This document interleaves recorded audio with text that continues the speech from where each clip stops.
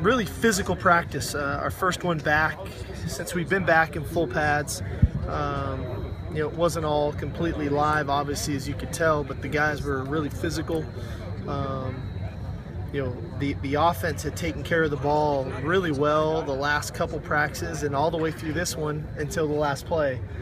When we started a 2-minute drill and Lamar Dawson got a pick six, which was really cool. I've been praising Lamar here for the last couple of times we've been talking. He's really come on strong. So that was positive. I thought Adoree showed a lot offensively today. When we come back Tuesday, he'll be back on the defensive side of the ball, but I think we see what he can give us on the offensive side of the ball that way. But all in all, a good couple weeks. We'll probably have to back off a little early in next week to try to get a little bit healthy. We're a little nicked up, so that we can come back next Saturday and have another really good physical practice. Having the defense playing quicker, challenging more, how does that help your offense? It makes them play faster. It makes guys like Steven Mitchell, who we've been challenging on making those difficult, contested catches, have to make those catches. It makes Cody, a guy who we've been challenging on anticipating more throws, to have to anticipate those throws, because when he's late, those balls are getting knocked down. So it all works hand in hand. It goes both ways, and I think the defense is really making the offense better.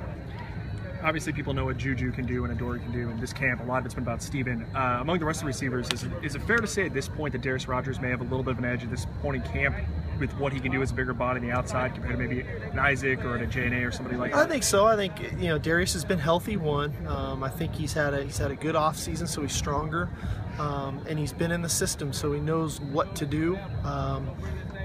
And he's making his plays. He's getting his opportunities and he's making his plays. Obviously, Isaac's a little bit behind because of just lack of knowledge of the system, but we do see flashes out of Isaac, when he gets the ball in his hands, of what he can do. And I'm glad we have him for spring, and then we get him again in fall camp to understand the system. And with the J&A, it's just he's had this nagging hamstring that's been going on for months that has hampered him some. I don't think we've gotten the full strength of J&A Harris since last training camp. So hopefully by fall camp, that's what we get out of him, because he is a very good football player. So Adoree said a couple weeks ago that he could see himself winning the Heisman Trophy someday, and then he said a couple days ago that he kind of envisioned himself as almost wanting to be a full-time track guy in spring. What do you make of those dueling ambitions? He's an ambitious guy. Can he do both of those things? I mean, can he focus on track in the spring and win a Heisman Trophy in the fall? I don't know. I just know that we're focusing on football and track right now, and he's doing a good job. I know that it's a tall task, especially for a young person, but it was a tall task for him to play 3 ways last year for us too, but he was able to do that. So we'll see how far we can push him, just like every other guy in our program. Some guys on the D-line said their effort was questioned today. Have you noticed that during aside from today, towards the beginning of the spring, has that been a trend? Well, the thing is, one, we're a little depleted on the defensive front right now. We have some bodies that aren't available to us, and so they're going a few more reps than we probably should. 2, we're obviously operating at a pretty quick tempo offensively and the pace of practice, and so they're getting taxed. But it needs to be hard right now in spring practice. It needs to be tough on them. We need to be tough on them. Football is a tough sport, and we need to develop that mentality so that as tough as any game comes, our guys are going to respond. And so that's what this is about right now.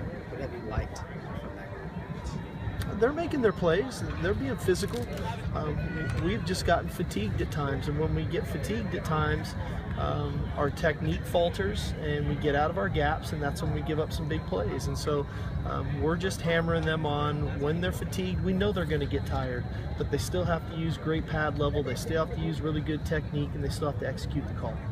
Steve, you touched on Isaac Whitney, but how would you characterize the early influence to this point? I think they've been fine. I mean, like I said, we're 9 practices in of their college career, and I think Cam Smith has shown flashes at linebacker, some playmaking ability, which has been really positive. I mentioned Isaac. I think he's steadily improved as spring ball's gone on. I think Ricky Town is up and down. I mean, that's understandable for a quarterback his first time playing college football. He does some things and you go, wow, that's a really good read, a really good play, and then he makes another throw and you think to yourself, what are you thinking? And then you go, well, I know what he's thinking. He wasn't. He didn't know what he was doing. You know, he's a true freshman. And then Chuma had been doing really well. He'd been hampered by an ankle injury last practice, which really held him out of today. He'd been doing really well, and I think the future's really bright for Roy Hemsley. You know, again, the game's a bit new to him. But he shows flashes of exactly why we wanted him here, and he's going to be a good player for us. Speaking of injuries, you've really had very few this spring. Is there anything? He had to jinx us, didn't he?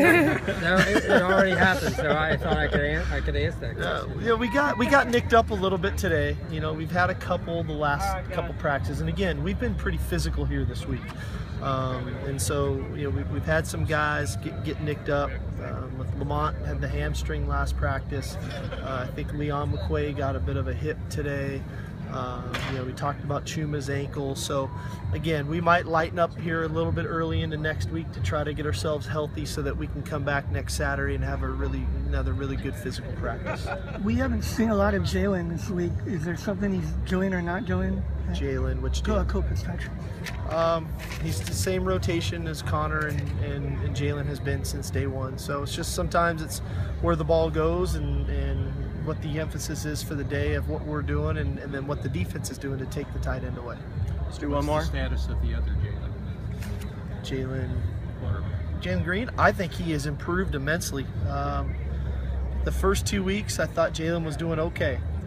This week, I think Jalen's had a very good week of practice. I thought today he performed really, really well, had a couple touchdown passes, and is having fun playing football again, which is important. It's difficult when you're a redshirt freshman quarterback and you're on scout team, and then now you have to get back into the flow of running an offense and the details of it. But he had a really good week this week. That's a situation you never got to face as a player, not getting to play. Yeah, to some degree I didn't until I got to the CFL. Yeah, and it was cold and I wasn't playing, so that made it even worse. So at least the guys that aren't playing here, when they redshirt, they get to stand in the sun. I was standing in the snow and the wind. So, but Jalen's gonna be a very good football player for us, and he is really improving and he's working at it. Okay.